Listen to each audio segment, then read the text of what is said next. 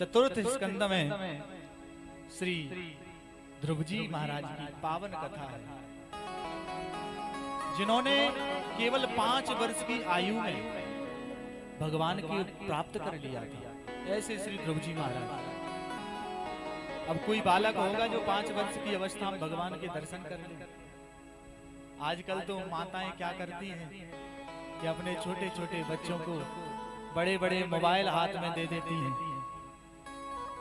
ना उनको हनुमान चालीसा पता होता है, ना गीता रामायण कुछ पता होता है, क्योंकि बाल्यकाल से ही मोबाइल जो पकड़ा दिया है। सभी माताएं बहनों से एवं सभी बुजुर्ग, सभी पिता से यही निवेदन है कि बाल्यकाल में बालक का अब बहुत संयम नियम से उसका ध्यान रखना चाहिए। उसमें संस्कार डालने का कर्तव्य माँ का होता है और उसको दिशा देना का कर्तव्य उसके पिता का होता है। अगर माता पिता चाहें तो पुत्र को पूजनीय बना दें, समाज में प्रतिष्ठित कर दें, और अगर माता पिता चाहें तो बालक को दुर्बुद्धि कर दें, दुष्ट कर दें। इसलिए महाराज माता पिता का परम कर्तव्य है कि अपने बालक को धर्म कार्य में लगाना चाहिए। राम जी के चरित्र से हमें क्या मिलता है? राम जी प्रातः काल उठ के रघुनाथा, मात पिता गुरु नावहि माता। उनको अपने बालकों को बताइए प्रातः उठ के क्या करना चाहिए। अपने बड़े बुजुर्गों के चरण स्पर्श करना चाहिए, माता पिता के चरण छूना चाहिए। उसके पश्चात स्नान ध्यान करके कुछ पूजा भी करना चाहिए। कुछ नहीं बने तो एक पाठ हनुमान चालीसा का अपने बालकों को अवश्य कराना चाहिए। जो बालक हनुमान चालीसा का पाठ करते हैं, कितने भी बड़े संकट में हों, हनुमान जी उनको उबार ले जाते हैं। हनुमान जी का तो काम ही है संकट कटे मिटे सब पीरा, जो सुमरे हनुमत बलवीर।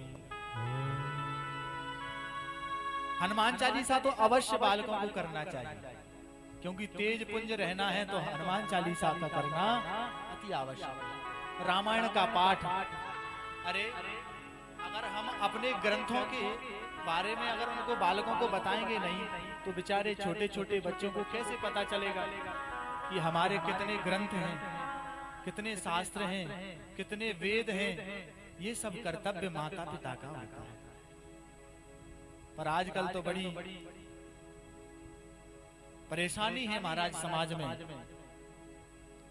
ये जो बड़े बड़े मोबाइल चल गए हैं, इन्होंने पूरी समाज को दूषित कर रखा है। मोबाइल चलाना गलत बात नहीं है, मोबाइल से आप सदुपयोग कर सकते हैं, परंतु आज उस मोबाइल का दुरुपयोग किया जाता है। पता नहीं क्या क्या उस मोबाइल में आता है। देखिए, जैसा आप देखोगे वैसा मन में उतरेगा। जैसा आप दृश्य देखोगे उसको आप मन में सोचोगे।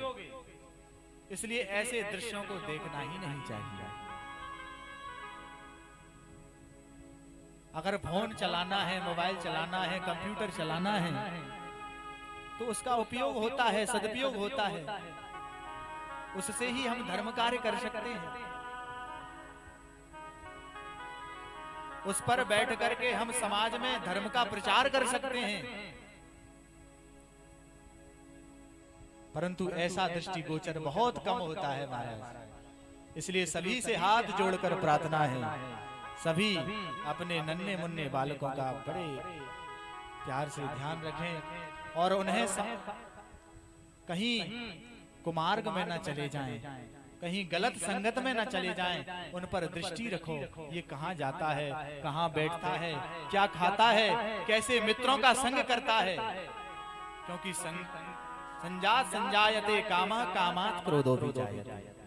जैसा करोगे संग वैसा चढ़ेगा रंग। जैसा संगति का बहुत प्रभाव होता है महाराज। अगर आप गलत संगति में पड़ गए, किसी गुटखा खाने वाले व्यक्ति की संगत में पड़ गए तो एक दिन तो आप नहीं खाओगे, अरे पापा जी डांटेंगे, हम नहीं खा सकते। परंतु दूसरे दिन आपका भी मन करना लगेगा, अरे भाई 2 दाने हमको भी दे दो गुटखा, करने लगता है कि नहीं? जो लोग गुटखा खाते हैं उनको पता होगा कैसे उन्होंने गुटखा खाना सीखा है। ज्यादातर लोग मित्रों की संगति में ही आकर व्यसनी बनते हैं। इसलिए अपने पुत्रों के सामने ना तो बीड़ी पियो ना गुटखा खाओ, क्योंकि आप उनके पिता हो और पिता पुत्र के लिए पिता एक आदर्श होता है। और पिता अगर गलत कर्म करेगा, पुत्र के सामने बीड़ी पिएगा, गुटखा खाएगा, तो पुत्र देख रहा है, अरे पिताजी गुटखा खा रहे हैं, चलो आज हम भी देखते हैं कैसा स्वाद है इसका। मन करेगा कि नहीं?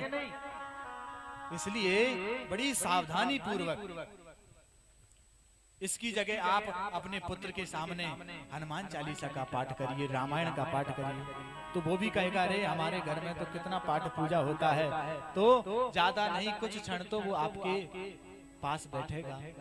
पर ये हम कब की बात बता रहे हैं? बाल्य काल में ही अगर बच्चा सुधर गया तो सुधर गया, जो बड़ा हो गया तो आप चाहे कुछ भी कर लो, वो सुधरने वाला नहीं। बोल वृंदावन बिहारी लाल की जय। इसलिए बाल्यकाल की हम बात बता रहे हैं। भाई बड़ा हो जाएगा तो वो स्वयं सक्षम है। अगर आप उसको समझाओगे, अरे पिताजी आप क्या जानते हो, मैं इंग्लिश पढ़ा हुआ हूँ, आप तो मूर्ख हो, आप क्या जानते हो, आपको ही ज्ञान देने लग जाए उल्टा। इसलिए बाल्यकाल से ही बच्चे को डांटो, जहां मारने की थप्पड़ मारना पड़े वहां पर थप्पड़ भी मारो, और जहां प्यार भी करना पड़े वहां प्यार करो।